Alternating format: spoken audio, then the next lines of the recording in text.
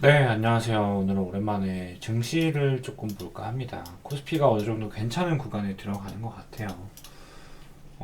지금 다들 걱정이 많으시죠? 아무래도 나라도 좀 제정신이 아니고요. 다들 좀 걱정이 많으실 건데, 오늘은 증시 관련한 개인적인 견해 한번 말씀드리도록 하겠습니다. 일단은 먼저 오해는 안 하셨으면 좋겠는 게, 증시 관련 리딩이나 뭔가 추천, 그런 건 없습니다. 일제히 없고요.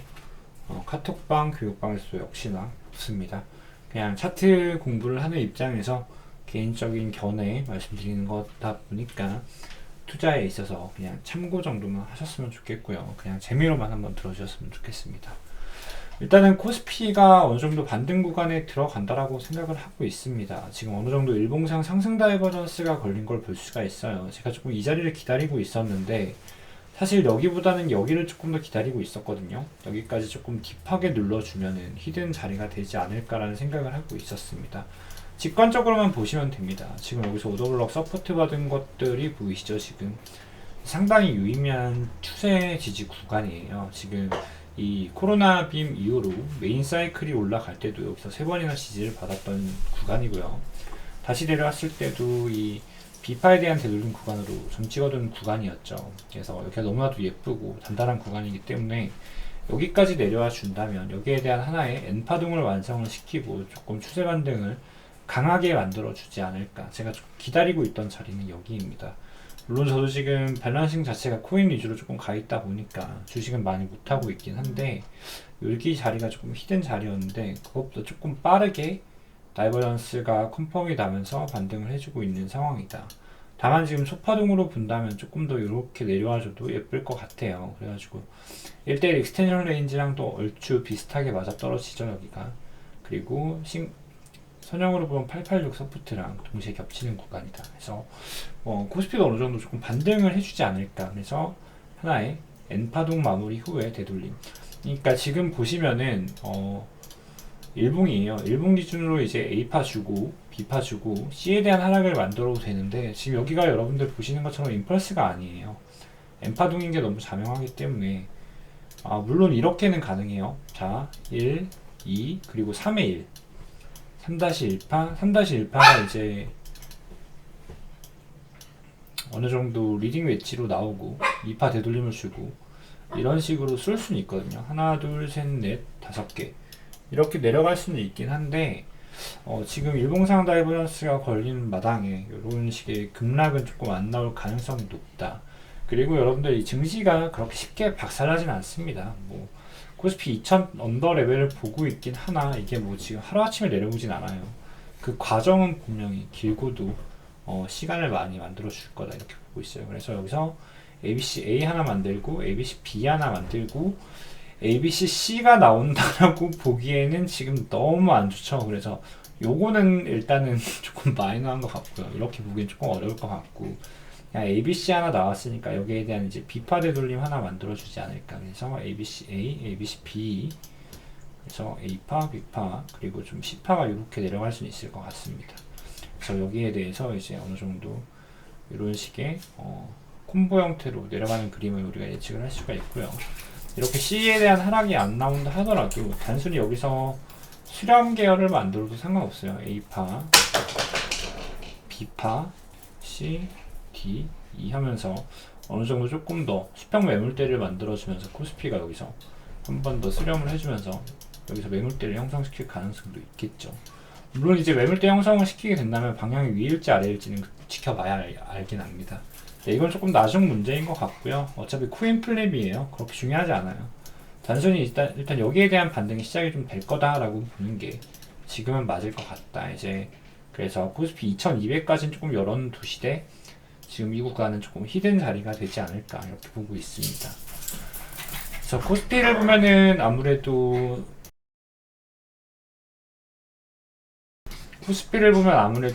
아이고 이거 아니에요. 이거는 왜 저런 글이 적혀 있지?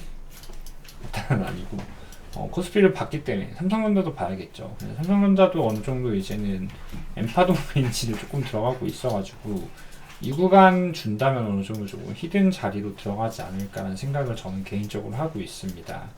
그래서 지금 여기에 대한 패턴 하나가 완성을 시켜주고 어느 정도 여기서 데드캣 바운스는 나오지 않을까 해서 좀 6만 전자까지 또 회복하는 그림이 조금 가능하다, 이렇게 나올 가능성이 있다 정도는 보고 있습니다.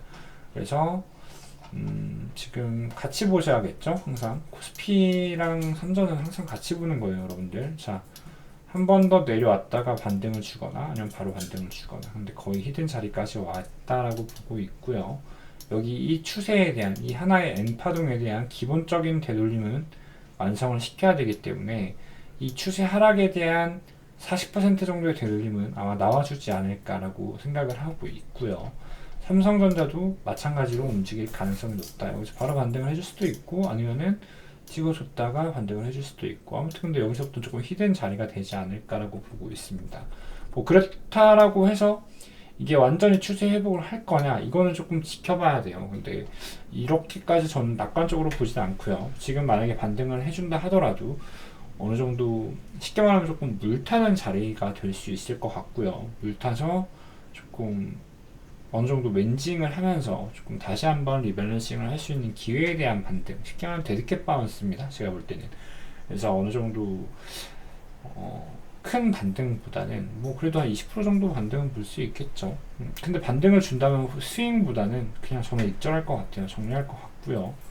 그리고 앞으로 어떻게 될 거냐라고 조금 본다면, 글쎄요. 이게 그러니까 저는 긍정적으로 보진 않아요. 어찌되었건 여기가 지금 ABC였던 게 너무 잔영하기 때문에 다시 한번 신고가 갱신을 할 거다라고 보는 건 다소 무리가 있고요. 정말로 잘해봐야 이제 여기에 대한 삼각 수렴 정도인데, 사실 이것도 조금 어렵게 보고 있습니다. 삼각 수렴 사이징 치고는 기간을 너무 많이 끌었기 때문에 이런 수렴을 만든다라기보다 여기에 대한 되돌림을 한번 줬다가 수렴을 주더라도 다시 한번 이런 추가적인 하방이 나올 가능성이 높습니다.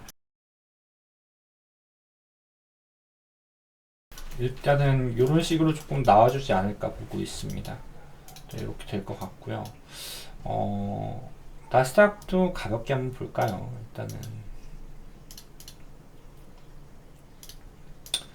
나스닥도 어느 정도 지금 이제는 고점 시그널이 조금씩 나오고 있습니다. 물론 파동으로 볼 때 지금 이 구간을 어떻게 해석을 하냐에 따라 조금 다를 것 같은데 정확히 잘 안 돼요. 그러니까 여기를 조금 수렴 계열로 보고 이제 여기에 대한 분출이 나왔다라고 보기에도 분출 사이징이 가속이 아니기 때문에 어느 정도 터미널 패턴으로 움직이는 느낌이 없지 않아 있긴 하거든요. 근데 지금 보시면은 제가 볼 때는 지금 주봉상, 월봉상 지금 고점 시그널이 어느 정도 나오고 있는 상황이긴 상황입니다. 월봉 레벨에서도 어느 정도 지금 이렇게 조금 고점 시그널들이 나오고 있죠. 36분 기간이 조금 길긴 하네. 기간이 조금 길다. 기간이 길어서 이게 월봉 다이버넌스가 컨펌이다는 조금 아니에요. 왜냐면 이제 지표상으로는 조금 길기 때문에. 그리고 나스닥 같은 경우에는 카운팅을 직관적으로 조금 한다면 하나, 둘, 셋, 넷, 다섯 개 라고 보지는 않고요. 저는 일단은 하나, 둘, 셋, 넷, 다섯 개 하고 하나, 둘, 셋, 넷, 다섯 개 이렇게 보고 있습니다. 그래서 지금이 아마 3-5파 구간이지 않을까 이렇게 보고 있어요. 그래서 여기에 대한 조정이 한번 나왔다가 한 번 더 뒷파동에 대한 상승을 만들고 피날레를 만들어주고 어느 정도 조금 내려갈 거라고 보고 있다. 대략적으로 아마 25,000 레벨까지는 무난히 조금 상승을 해줄 거예요. 상승을 했다가 이제 하나, 둘, 셋, 넷, 다섯 개를 만들어 주고요. 아마 이 4파동이 조금 길 수가 있습니다. 기간 조정이 나올 확률이 높아요. 여기서 가격 조정을 줬기 때문에 이제 여기에 대한 하나의 파동을 마무리를 하고 기간을 조금 길게 끌어주다가 이제 메인 파동이 이렇게 나가는 그림을 만들 수가 있거든요. 근데 이제 나스닥이 종결이 나고 아무래도 전체적으로 지금 이거는 제 내피셜이긴 하고요. 그리고 지금 당장 걱정할 부분도 아니고 논할 가치도 없는 부분인데 아마 내년 하반기 정도에는 조금 안 좋은 상황이 연출이 될 것 같아요. 혹은 지금 여기에 대한 사이클 4파동 조정만 시작이 돼도 전체적으로 지금 세계 증시가 그렇게 좋아지진 않을 것 같다. 좀 코스피 같은 경우는 데미지를 더 많이 받을 수가 있고요. 그리고 제가 카운팅을 조금 잘못했다면 뭐 이런 식도 가능은 해요. 다만 이렇게 보기에는 4파동의 사이즈가 조금 작다. 혹은 여기가 익스펜디드 플랫 형태로 주고 이런 식의 사 조정을 만들 수도 있다. 뭐 러닝 플랫 계열이죠. 러닝을 주고 이렇게 만들 수도 있습니다. 그래서 지금 이거를 사로 보기에는 조금 짧고요. 그래서 요거냐 이제 아니면 여기가 이제 불규칙 조정을 주고 요거냐 좀 이 차이일 것 같습니다. 이 정도 조금 봐주시면 될 것 같고요. 저는 그래서 금도 한번 볼게요. 금에 대한 언급도 한번 드리고 싶었는데 골드 같은 경우에는 지금 충분히 저는 좋다라고 생각을 합니다. 올라간다 하더라도 조정이 나온다 하더라도 지금 여기서부터 시작된 23년도 10월부터 시작된 정확히 22년도죠. 22년도 11월 여기서부터 올라온 파동이 마무리가 안 되고 있어요. 그렇다라는 건 1, 2, 3라는 거예요. 지금 여기가 자, 하나, 둘, 3이라는 거예요. 이 3이 끝나면 4에 대한 조정을 만들 거고요. 그리고 5를 만들어 줄 겁니다. 그렇기 때문에 금도 아직까지 조금 많이 상방을 남겨둔 상황으로 보고 있다. 그래가지고 그냥 친구들이나 지인들이 물어보면은 그냥 그렇게 해요. 그냥 국장에 대해서 조금 문제가 있는 지인들이 많은데 그냥 삼전 한 5만원 이하부터는 그냥 매수 받아라. 그냥 매수 받고 그냥 누구나 사는 주식이 삼전인 것 같아요. 그래서 주변 지인들도 삼전을 엄청 많이 물려 있는데 그냥 나라면 5만원 언더레벨부터 그냥 삼전 계속 살 것 같다. 이렇게 말해요. 그냥 5만원 이하부터 3만원까지 그냥 500원 단위로 그냥 무한 분할 걸어놓을 것 같다. 나 이렇게 말합니다. 저 같은 경우에는 평단이 뭐 7만원 정도에 많이 물려들 있는 것 같더라고요. 얘기를 해보니까. 그래가지고 데드킷 한번 38이 되돌림 한번 줄 때 한 6만 전자 다시 올라갈 건데 이때 그냥 멘징할 수 있으면 다 털고 나온 다음에 어차피 코스피의 미래가 그렇게 지금 밝진 않으니까 반등을 준다 하면은 반등 줄 때 그냥 멘징하고 다 털고 차라리 그냥 금 같은 거 사놓는 게 가장 좋을 것 같다. 그래서 그냥 금으로 전부 다 리밸런싱 해놨다가 뭐 한 1년 뒤에 뭔가 공황 비슷한 게 연출이 될 거다. 그러면서 코스피도 이제 2000 언더 레벨까지 조정을 줄 수도 있고 전체적으로 패닉셀 같은 것도 많이 형성이 될 수 있는데 그때 저점 매수 골드로 리밸런싱 해놨던 것들 다시 지수를 조금 편입을 해서 밸런싱하면 예쁜 그림이 나오지 않겠냐 뭐 이런 얘기를 종종 하곤 합니다. 그러다 보니까 생각이 나서 한번 방송을 드리는 거고요. 어디까지나 이거는 제 개인적인 견해고요. 여러분들 그냥 재미로만 봐주시면 좋을 것 같습니다. 그리고 테슬라 같은 경우는 지금 테슬라가 제가 예전에 한번 방송이랑 트레이딩뷰에 드린 적이 있습니다. 아마 여기에 고점을 넘겨줄 거라고 그래서 하나의 이 N파동을 완성시켜 줄 거라고 제가 이 당시쯤에 한번 방송에서 남겼던 것 같아요. 여기였나 기억은 안 나는데 그래서 지금 어찌됐든 N파동 계열을 만들고 있고요. 지금 주봉은 조금 안 좋아요. 주봉은 어느 정도 십자형을 만들고 있기 때문에 추세 전환이 나올 수도 있을 확률이 있다. 다만 이제 지금 여기서 유추할 수 있는 거는 두 가지 정도가 될 것 같아요. 이제 익스펜디드 플랫을 또 주는 거예요. 익스펜디드 플랫이 조금 많이 나오죠. 익스펜디드 플랫이나 러닝 계열을 조금 준다. 뭐 이런 식으로 이런 가능성이 있고요. 이게 아니면 그냥 플랫이에요. 플랫 가능성도 있고요. 플랫 가능성은 지금 조금 낮긴 하고 익스펜디드 플랫 가능성이 조금 높긴 해보여요. 이게 아니면은 여기가 수렴이었다라는 거예요. 이게 수렴이었다라면은 지금 정말 크게 올라가거든요. 테슬라 같은 경우에. 이렇게 삼각 수렴을 잡아보고 그렇다면 지금 패턴가로 봤을 때 이 정도의 사이징이 되는데 대략적으로 1000 정도? 1000포인트 정도? 여기까지 올라갈 수 있겠더라고요. 패턴가 충족을 시키면. 그래서 여기까지가 하나의 패턴이었고 지금 새로운 신규 임펄스가 하나, 둘, 셋, 넷, 5개 이런 식으로 올라가고 있는 차트일 가능성도 있다예요.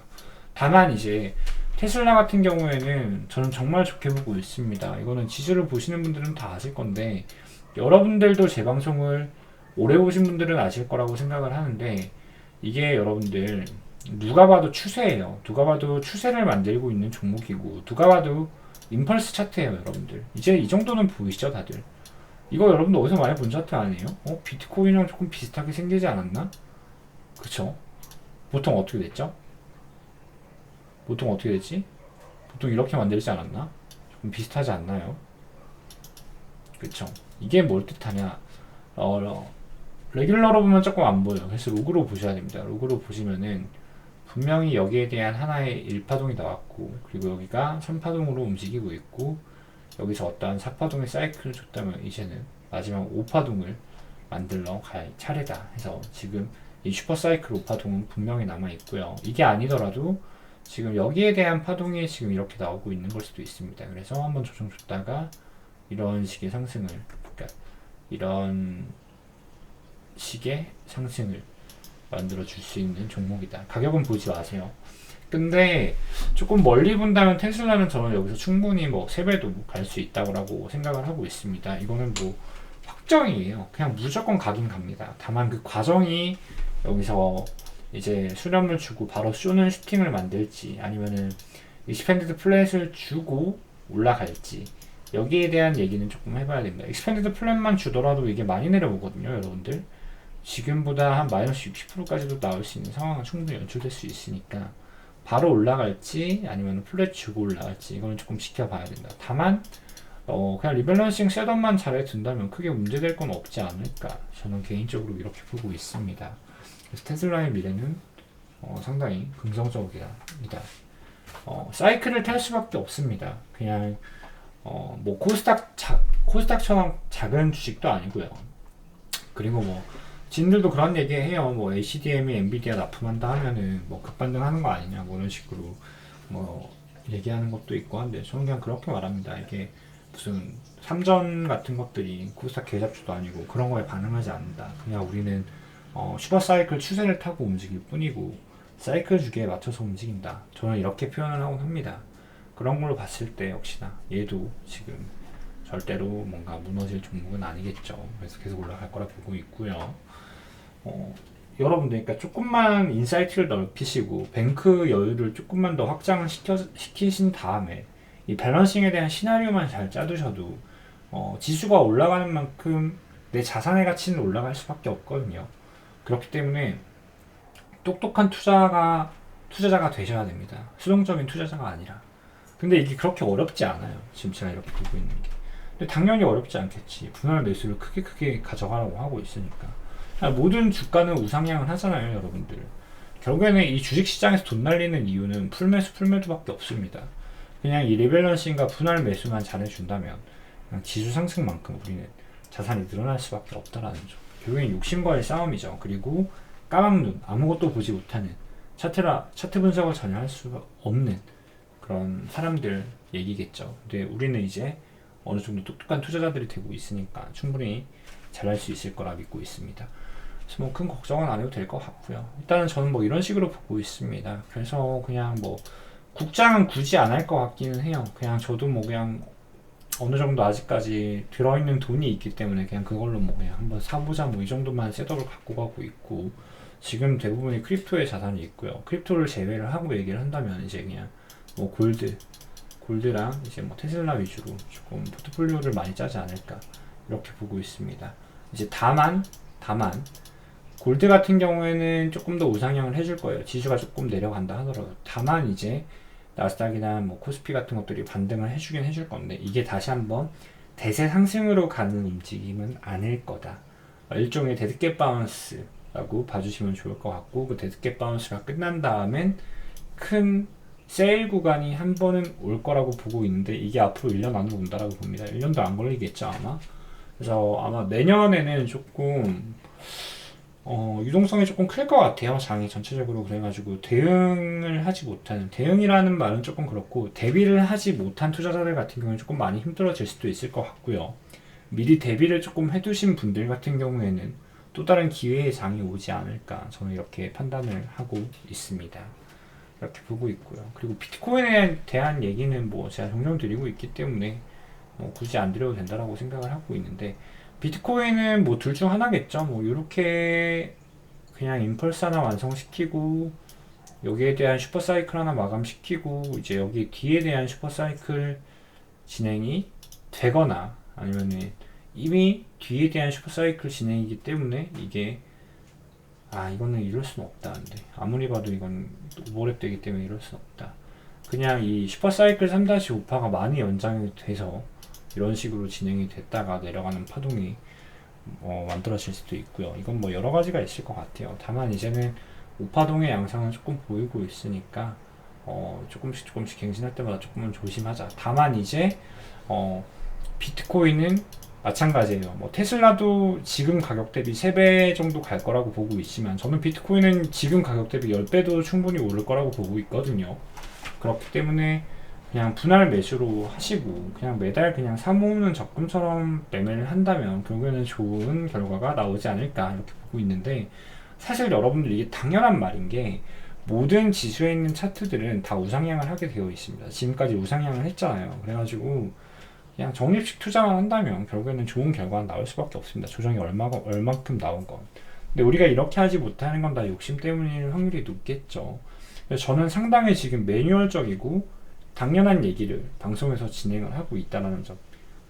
너는 왜 당연한 얘기를 이렇게 하고 있어 하시는 분들도 있을 건데, 한 번 더 상기시켜 드리는 거라고 생각을 해주시면 좋을 것 같습니다.